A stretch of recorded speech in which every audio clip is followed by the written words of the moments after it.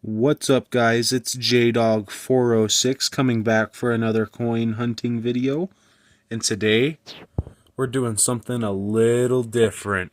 So I don't know if you can see quite well of what's in here, but we'll be going over it today in this video. There are quite a few different things in here. And yeah, I did buy 1,000 wheat pennies right here.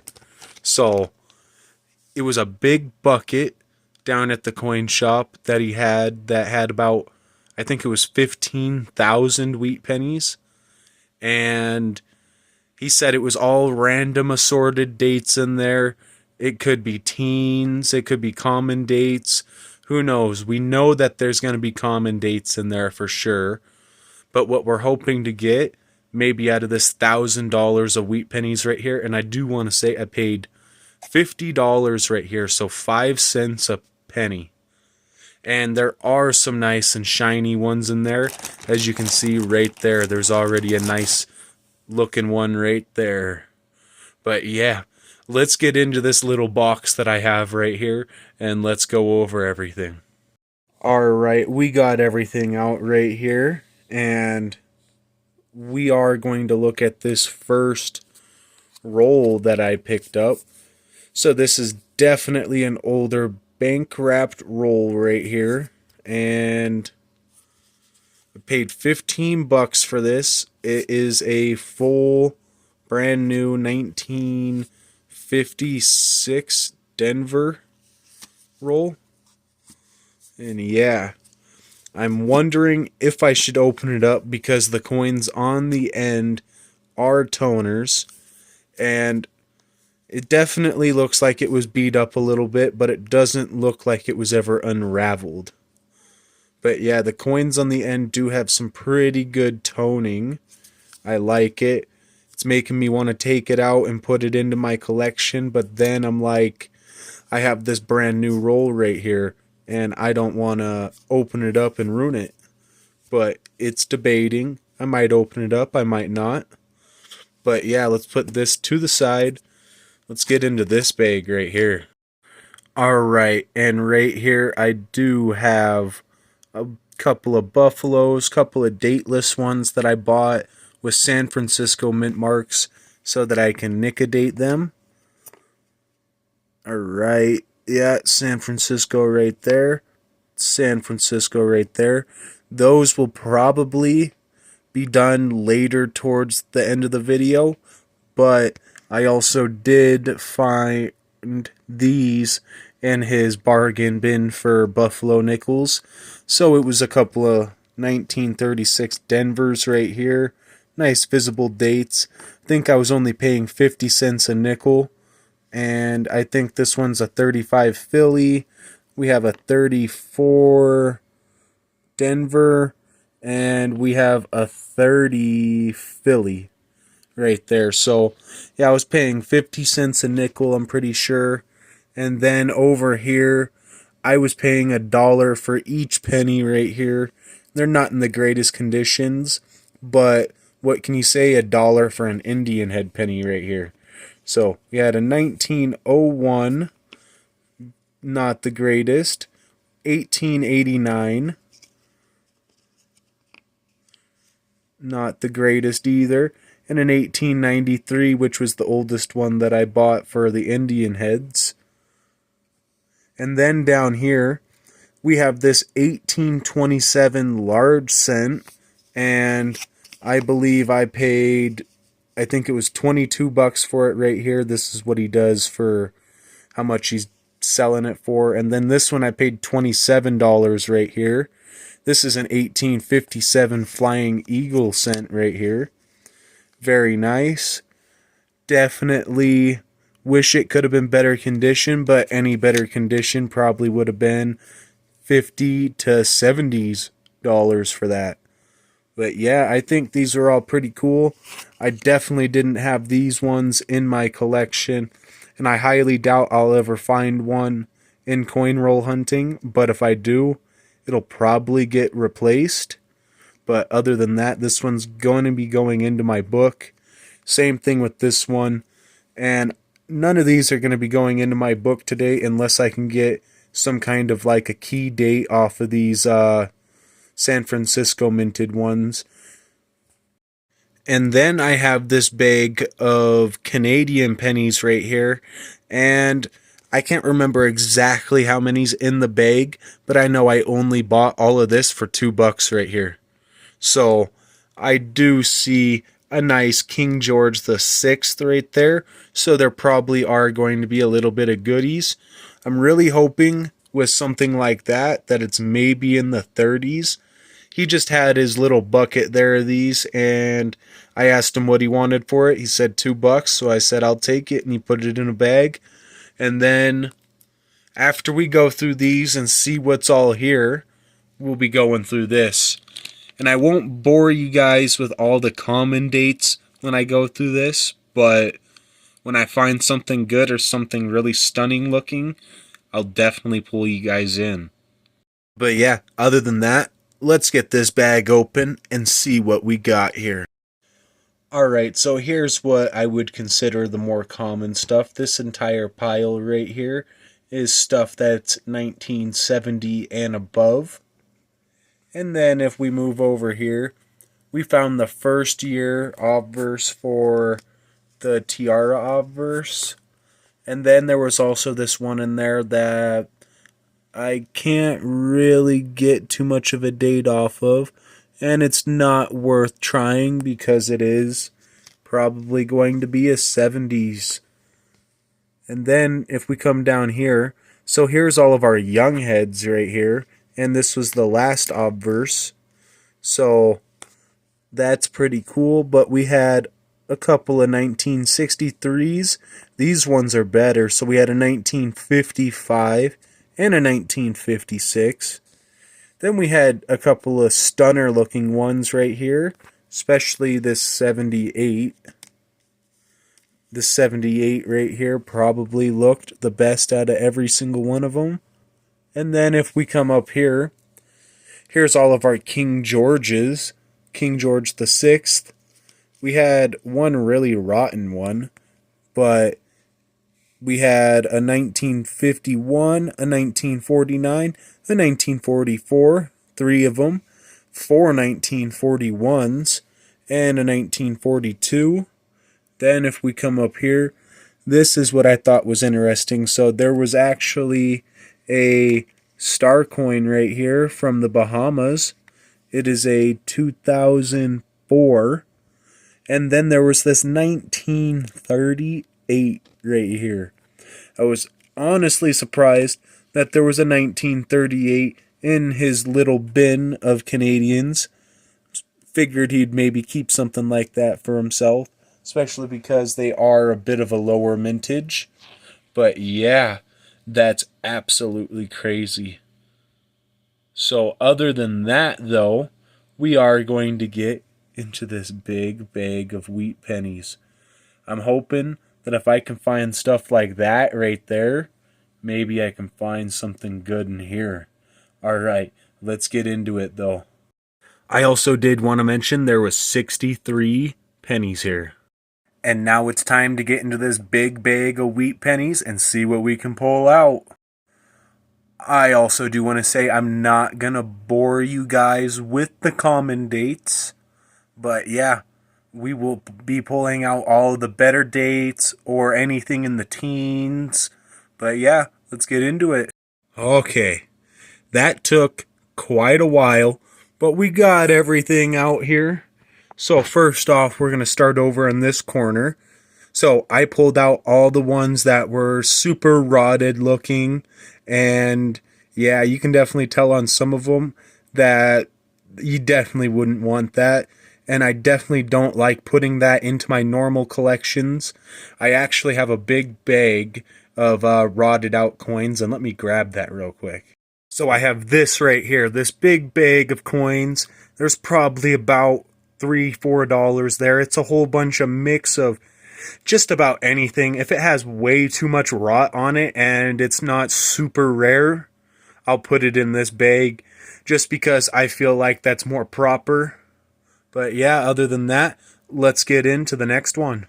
I also did want to say, out of the three coins that were rotten down here, there was a 1919, a 1916, both Phillies, and then there was a 1943 steel penny, and it's hard to tell if there was a mint marker on it. As you can see, the front side of it is just completely rotted away. But yeah, other than that, I think that was decent. I wasn't expecting to find a steel penny, as I'm pretty sure he was pulling them all out. But yeah, other than that, there was a bunch of teens right here. These are mostly Philadelphia's. Or actually, this entire stack right here is all Philadelphia coinage. So we have our 20s, our 30s, and our teens right here. And the oldest one that we found in the box, I believe, was this 1911 right here. And it's kind of hard to see because there's some pitting going on over the one. But I've looked at it, and it can't be anything else other than a 1911 or a 1917, but I didn't see the edge of a 7 when I was looking at it underneath my microscope. And then, if we come up here, so these were all of our halfway decent looking coins. Some of them may be a little bit of rotting, or maybe just a little bit more circulation than the other ones that I found that were way better looking. But yeah, there was quite a bit there. And then if we come down here, so here's all of the better dates. So there was also, actually, I want to mention this real quick. So these are improperly mixed alloys into these planchets, and that's what's giving them that color right there. I do like them. They definitely look very cool. And actually, this one right here, it's not an improperly alloyed planchet. This one's just heavily cleaned. So, still nice-ish, but it's cleaned, and you can definitely tell. But then other than that, there was a couple 55S's in there. There was a bunch of 30s. So we had a 36D, a 37S, a 30D, another 30D with a bit of a heavy rot on the front of it, 35S, 37D, 37S, 39S, 39S, 35S, another 39S, a 37D, a 37S, a 35S, another 39S. Then over here down into the teens, we had a 1919 San Francisco, two of them, which they're actually one of the more common ones. 1919 wasn't the best year for coins. And then right here we have a 1917 Denver. And I stick it up underneath the microscope. You can see right here, there's the back side of the D, and then it goes in a loop on the front. 1917 D right there, a fairly decent teens date. I also think I failed to mention this over here. So we had a couple of 1929s and 20s. So we had a 20 San Francisco, a 20 Denver, I believe that is, a 29 Denver, a 20 Denver again, and then a 29 San Francisco. So there were some better dates in there, and I wasn't expecting a whole lot. As you can see right here, this is all of the common dates besides all of this stuff right here. This is all 50s, probably 56 to 58 mainly.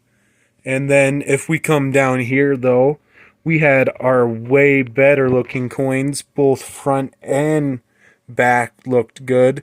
And you might be wondering about the ones down at the bottom. So down in the 40s, it is a bit harder to even get luster. So I definitely liked this 1948 right here, which had some fairly great details and luster. This 1946 looked fairly decent as well. This 1946 looked also fairly decent. This 48, this 42's got a little bit of toning going on it, which I thought was pretty cool. And then this 1958 didn't have too many scratches on it, and it's a darker brown color. So it looked like an uncirculated brown one. Probably definitely could be mint state. But these ones up here are definitely mint state all the way through. They look beautiful on both sides, besides this one having some fingerprints. Let me see if there's another one without fingerprints. Yeah, there we go. That's what it should look like. That looks absolutely beautiful.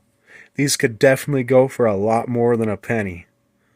But other than that, we did also have two other finds in there. So in that bag, there was a 2018 D Zinc New Shield scent. Don't know how that one made it in there, but I definitely got ripped off of my 5 cents for that one. But then there was also this 1964 Canadian, which, you know, I'll definitely accept. I like Canadian pennies, especially those young heads. Wasn't expecting it to come out of 1,000 wheat pennies, but, you know, sometimes stuff ends up somewhere. Didn't know it was going to come out of the bucket in general. Didn't know that I was going to get even any good dates right here. And doesn't matter what condition they are, really. I mean, they all look fairly decent besides like this one and like these right here. Definitely. But the majority of it was fairly good looking stuff. I'd say definitely over here, probably my best buy, and gonna like it for a long, long time. This 1857 Flying Eagle. Not the greatest details on it. Definitely a circulated one, but my favorite purchase. But yeah, other than that, there was a couple of other things I did want to talk about. Oh yeah, and I don't know if I showed these either. So I had an 1872 5 cents with the hallmark from Canada right here, Victoria area. And then I also did buy this one for $3. I bought this one for $3 as well, and that one for $3. But this is a 1912 10 cents right here, and it has King George V on it, which definitely pretty good. Doesn't matter the condition. I was pretty much paying the spot price for silver. And then we have this 1914 5 cents, and this is also silver. So very, very cool right here. This one also has King George V on it. It's definitely been cleaned, but still nice to have little pieces of silver like this. I especially like the Victorian era of Canada. But other than that, I do have one other thing to show you. And then I had this 1956 right here, and you can see actually clear as day underneath the microscope that there's a nice line right here going from the tip of the 9 all the way through the back side. Then there's a little bit right here on the 5, and then on the 6, it's going right through there as well. And even on the D, it looks like maybe it was a repunched mint mark. But yeah, I thought that was pretty cool as well. I just noticed it off the naked eye. It looked a little bit odd and different when I was going through, so I figured I'd check it out. But like I said, I'll be going over all of those in a different video. We'll be seeing what we can pull out, how much values they are, and yeah, I just think it's pretty cool to be finding stuff like that. Overall, with my purchase of 1,000 wheat pennies for $50 though, I did get some pretty good stuff out of it. I mean, not counting all the common dates, but those are still worth their value in copper. And these mint state ones down here that are definitely AU or mint state would be worth at least $1 or $2 a piece. And all of these better dates right here definitely would have to go through each individual one and figure it out, but they could be worth between 50 cents to $2 as well. And yeah, I think that was pretty good. I do keep looking at this uncirculated 1956 roll right here, and I really want to open it up. Really want to take the end coin out and put it into my collection because I do like the toning on it, especially this side right here. I like the toning on the reverse. And you know what? I think I'm actually going to do that. He has like 8 more rolls down there that I can go buy that are even more tightly wrapped than this one. This one's definitely been banged around a lot. But yeah, I think I'm going to open this one up, make sure that it's a completely uncirculated roll, and take the end coin and put it into my book. And then I'll have to replace it with probably something right here. But yeah, let's go ahead and do that real quick. Alright, so I've cleared myself a little area right here to go ahead and go through this. And I will be trying to preserve the roll as best as I can. So hopefully I can do that because this is a really nice old vintage roll.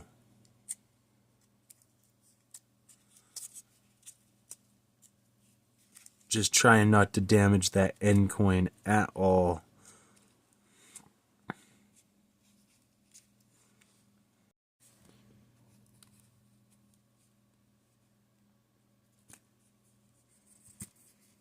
Oh yeah, look at how beautiful that thing looks.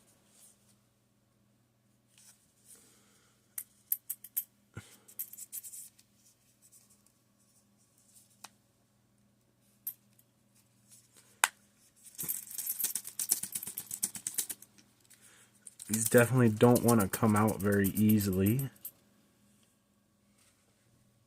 Alright, definitely got those out though. I want to pick up this one, take a nice look at the reverse toning of it. Looks beautiful. Absolutely beautiful.